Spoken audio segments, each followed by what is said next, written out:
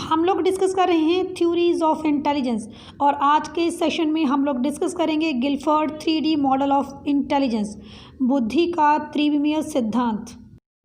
Guilford और उसके सहयोगियों ने 3 मानसिक योग्यताओं के आधार पर बुद्धि का 3D मॉडल दिया और ये 3 मानसिक योग्यताएं थी संक्रिया यानी ऑपरेशन, विषय वस्तु यानी कंटेंट्स और उत्पाद यानी प्रोडक्ट्स।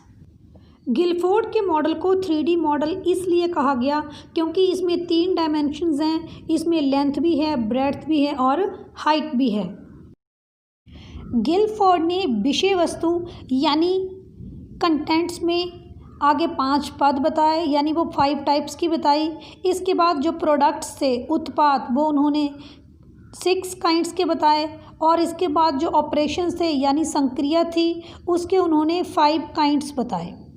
सबसे पहले समझते हैं ऑपरेशन। संक्रिया क्या होती है? संक्रिया मतलब मेंटल ऑपरेशंस। जैसे एक कारपेंटर चेयर बनाना चाहता है तो उसके माइंड में बहुत सारे आइडियाज़ आएंगे कि किस तरह की चेयर बनाई जाए। तो जो ये मेंटल आइडियाज़ हैं इनको हम ऑपरेशन या फिर संक्रिया कहते हैं। इसके बाद है कंटेंट यानी विषय वस्तु। अब वो इस चेयर को बनाने के लिए किस किस मटेरियल का यूज़ करेगा, तो इसको हम कहते हैं कंटेंट्स या फिर विषय वस्तु।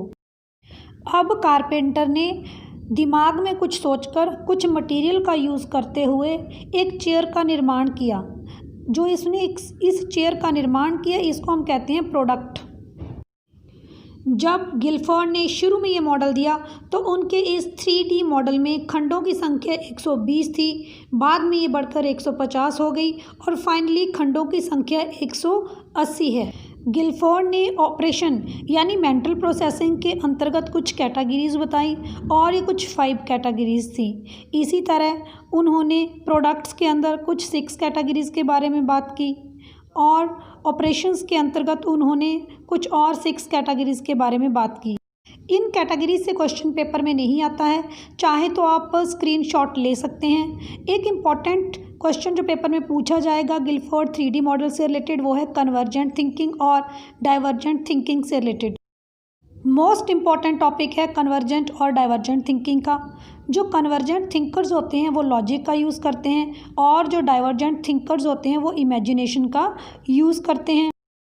कन्वर्जेंट थिंकर्स फैक्ट्स का यूज़ करते हुए प्रॉब्लम का सल्यूशन फाइंड आउट करते हैं, लेकिन जो डाइवर्जेंट थिंकर्स होते हैं ये मल्टीपल सॉल्यूशंस एक प्रॉब्लम्स के सोच सकते हैं। डाइवर्जेंट थिंकिंग को ज़्यादा क्रिएटिव और ओपन माइंडेड थिंकिंग माना गया है। टेट एग्ज़ाम्स में जनरली यही क्वेश्चन आता है कि 3D मॉडल ऑफ इंटेलिजेंस किसने दिया? गिलफोर्ड ने। शुरू में कोशों की संख्या 120, बाद में बढ़कर 150 और फाइनली बढ़कर 180 हो गई। हम लोग डिस्कस कर रहे हैं थ्योरीज ऑफ इंटेलिजेंस। बाकी इंटेलिजेंस की थ्योरीज देखने के लिए चैनल SSC प्रिपरेशन को विजिट करें और अगर वीडियो अच्छा लगा है तो वीडियो को लाइक शेयर ज़रूर करें। Thanks for watching.